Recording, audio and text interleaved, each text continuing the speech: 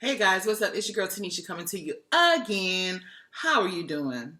Good. I'm glad. I really am. It is 4:46 in the morning, and I just went through listening to Solange's new album, A Seat at the Table.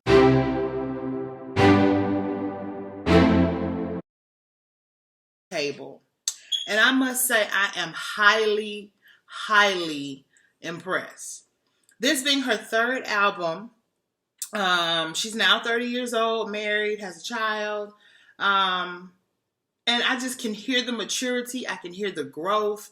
And I can hear, she says she's been writing these songs for about 4 years. And, you know, clap it up for Solange, y'all. Clap it up. Clap it up. That's all I can say.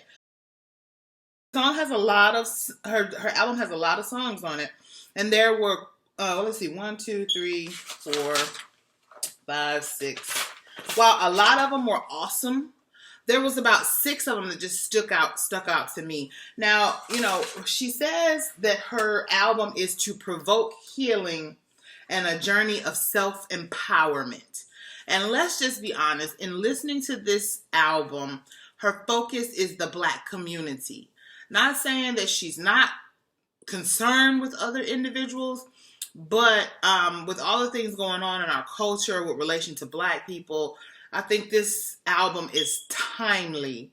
It is very timely. So the name of it is A Seat at the Table. And I think she has about 20 or so tracks. Let's see, about 21. And those include interludes too.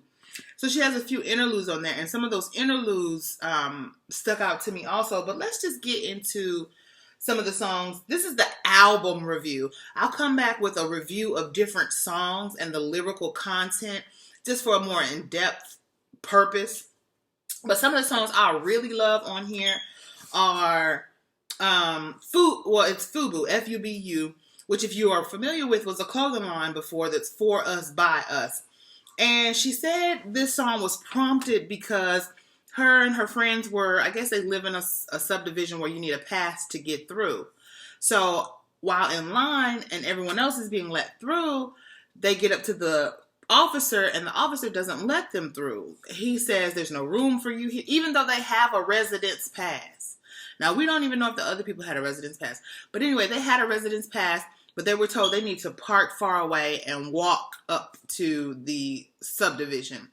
During which time Solange was walking, and it was kind of far, and her heel broke, and she said she remembers feeling internally humiliated by not being able to walk through her own subdivision by this police officer. So this song, For Us, By Us, powerful. Let's just say it's powerful. If you get an opportunity to listen to it or to review it, just go ahead and do it, because it's talking about us, Black people, like what's for us. Like it's really empowering. Let's just put it like that. So I'm gonna move on. Cranes in the Sky. Cranes in the Sky, I love that also. It's basically a song that's saying how we, as, I guess, not just Black women, but Black people in general, how we try to do things to cope with the pain of a breakup, or, you know, sometimes a lot of things that what we do as coping mechanisms for the rejection that we feel as African Americans here in America. So it just talks about a lot of different things that we do, running, spending money, and all this other stuff in an attempt to, I guess, assimilate, and sometimes not feeling as if we have assimilated. So Cranes in the Sky, I love that. Another one, Don't Wait for Me. Don't Wait for Me. Solange says basically she was invited out to a podcast on Black culturalism, and I guess one of the other speakers there mentioned that some of the things that she says are, I guess, confrontational, and that she shouldn't bite the hand that feeds her, meaning white people. And, you know, she should just be careful what she says and not to get them upset. Her song basically says, don't wait for me. Don't wait for me. And I love it. Basically, she's saying, like, from what I gather, she's saying, don't wait for me to change. Don't wait for me to change my opinion. Don't wait for me to be something different than what I am. Basically, she's saying, don't hold your breath, homeboy. And I like that. It's in your face. And it's just like, look, I'm going to be who I'm going to be.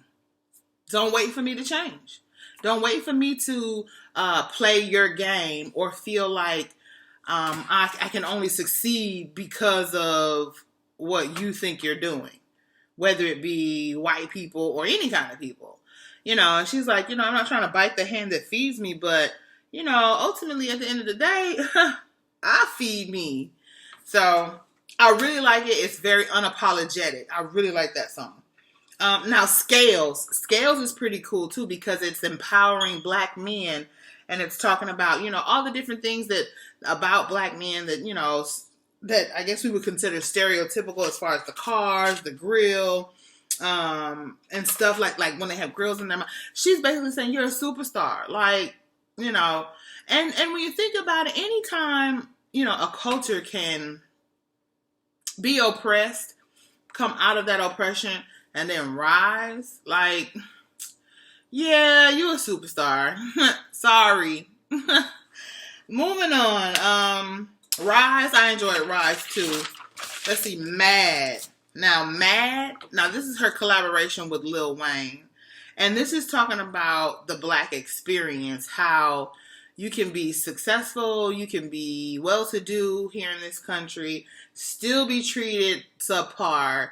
You could be rich, even though you have not gone to school, worn a cap and gown, as Lil Wayne would say,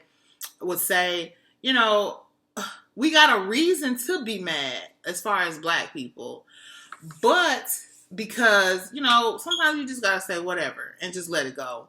Like, real talk, black people have a reason to be mad. And that's just what this song is about. And it's about the black experience here in America. How black people have been treated, how, just different things that we've experienced here in America. So, I like this song because it's basically saying, look, we got a reason to be mad. Like, this is not an unfounded anger. If you do your history, American history, you'll see that black people have been mistreated in this country since day one. So, and it's amazing how even still black people have been able to rise and progress and do what we do, moving on from there. There's an interlude called Tina Taught Me. And in the interlude, it's about Solange's mom, Tina, telling her about, feeling pro-black. And being pro-black does not mean you're anti-white. Because I like McDonald's doesn't mean that I don't like Burger King. It just means that I'm pro-black. Like, I like the black experience, the black culture. And clearly other people like the black experience and black culture because, all the ways in which they emulate the black culture and the black experience. So, she talks about why does having pride in yourself as a black person make so many other, the white race, so many other races anxious? Like, why does it make you anxious that black people have pride in themselves or are empowered or like themselves? Would you prefer for black people not to like themselves? Would you prefer for black people to have no pride in themselves? And then on top of that, other ethnicities, Asians, Indians, and they wear their garb, their sarah and what is the hijab? I'm sorry, I don't know the name, but the different things that different cultures and religions wear, they're not, picked at and pointed at because they're expressing the pride in their culture or religion. So why are black people? So I really like that too. I didn't know that the Knowles family had this much cultural awareness going on in their family. And I mean, I guess I shouldn't know because I don't know them personally. But another one that I liked on there was the No Limits interlude, and that was by Master P. And he was talking about how he came up with the title No Limits, which, if you're familiar with Master P, was the title of his record label, a song that he had. And he was talking about how his grandfather was very military-minded because he had been in the military. and, you know, was just talking to him and telling him to build his own army because, you know, certain people in our society are not going to care about you as an individual. So you got to build your own army. And he talked about how he would see the Avon lady popping her trunk and pulling all her cosmetics and beauty products out of her trunk to sell to her people. So he got the idea that maybe I need to put my cassettes, and CDs in my trunk. And he said he would go to every city, every hood, everywhere, and just promote and just put his product out there. And as you can see, Master P became a very, very, very, very wealthy man behind his efforts and the No Limit label. So yeah, shout out to Master P. That was good. That was good. So on here, you know, you have appearances on her album. You have appearances by Lil Wayne, Sampha, The Dream, BJ the Chicago Kid, Q-Tip, Kelly Rowland, Master P. All in all, I enjoyed the album. I'm sitting here at 4 o'clock in the morning, 5 o'clock now, and I should be in the bed, but I'm sitting here listening to all her songs. Well, I'm done now, but I'm going to do a review on individual songs of hers that I really, really enjoy, but kudos to Solange. It was a long time coming, but three strikes and you're in, girl, because people are feeling your album. Of course, you're going to get some backlash from some people. You know, that's just how it goes. But kudos to you. Kudos to you. I really enjoyed your album. And I wish you all the best. And if you get a chance to check out her album, I suggest you go ahead and check out her album. White, black, Asian, otherwise it doesn't matter.